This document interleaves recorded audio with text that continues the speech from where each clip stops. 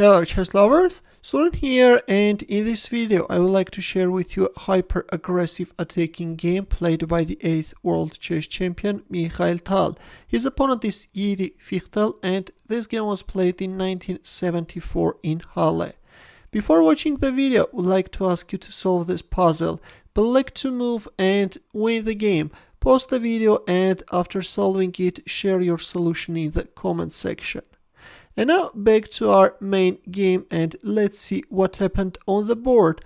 Tal opened up with e4 and e6 by Fichtl. Black goes for French defense, d4, d5, knight d2. Tal is choosing the Tarrasch variation, and in return Black goes for Guimard variation. This is a bit passive line for Black. Actually, with this knight c6 move, Black is getting a cramped position because this is hindering the advancement of the c-pawn, which could allow Black to free his position and challenge White's center. Usually in this line, Black is starting to challenge White's center by playing f6, but this move also has its downsides because it is weakening the king side.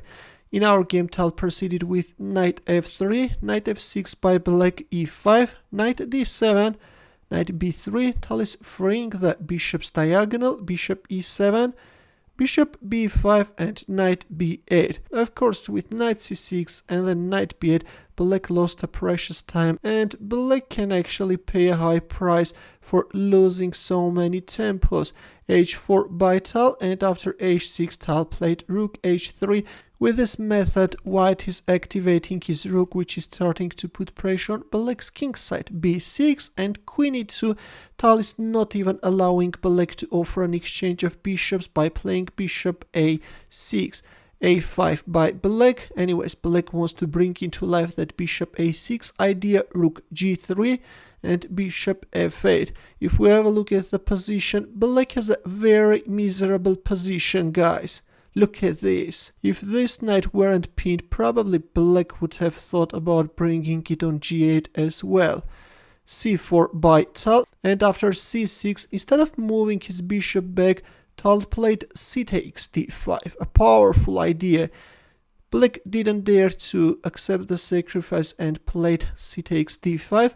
Otherwise, if a move like c takes b5, then White can first capture on e6 and then can play queen c2, with the idea of exploiting the weaknesses of the light squares. Although in here Black can free the f8 square with the tempo by announcing a check and then play knight f8, but in this case Black can lose his pawn on g7 and White stands much better.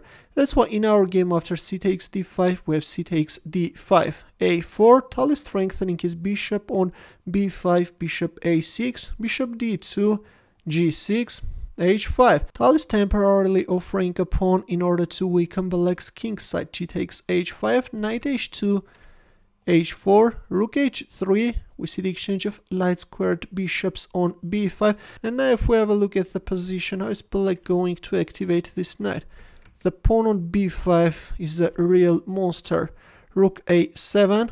Black wants to activate his rook, but now comes queen h5, bishop e7, knight g4. Gradually White pieces are starting to get very active, but still Black is holding. French defense is a very solid opening, and yes, Black is still holding. Knight f8, rook f3, new forces are coming, bishop g5 and bishop b4. Tal is bringing his bishop on a more active diagonal using this pin, but actually instead of bishop b4, rook c1 could have been stronger.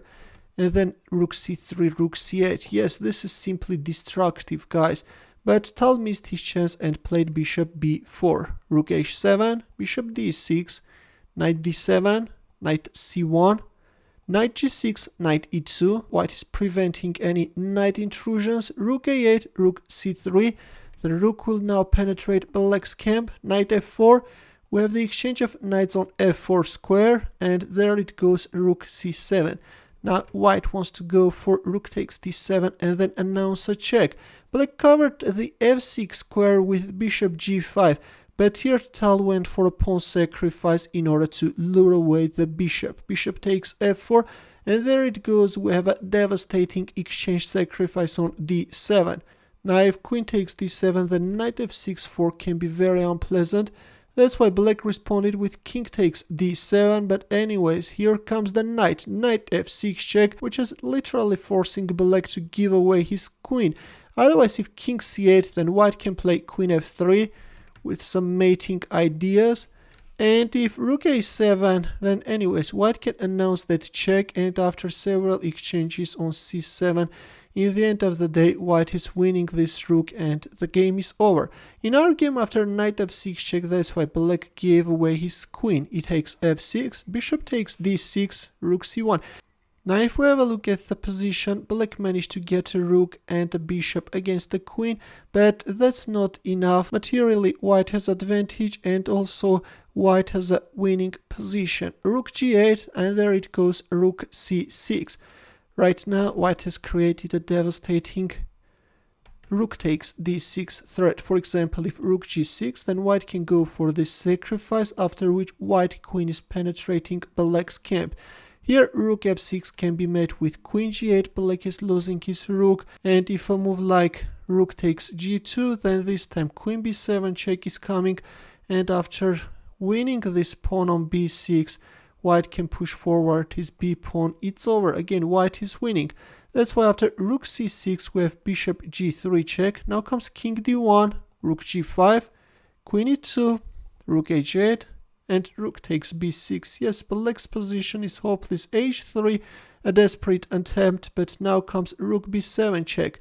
King c8, and the pawn on f7 also drops. King b8, after which Tal simply captured the pawn on e6 and black resigned. Black king is actually in a mating net. Now if bishop c7, then b6 is coming. It's bishop d8, then queen d6 check. Yes, guys, it's over. White is winning. That's why after queen takes e6, black resigned. Another very impressive game by Mikhail Tal. Although black managed to hold for a very long time, but gradually with precise maneuvers and final sacrifices, Tal managed to destroy his opponent's camp. Thanks for watching. I hope that you enjoyed this game. For more games, consider subscribing to my channel. Also, press the bell button to get notified about new uploads. I will see you in my next video. Good luck.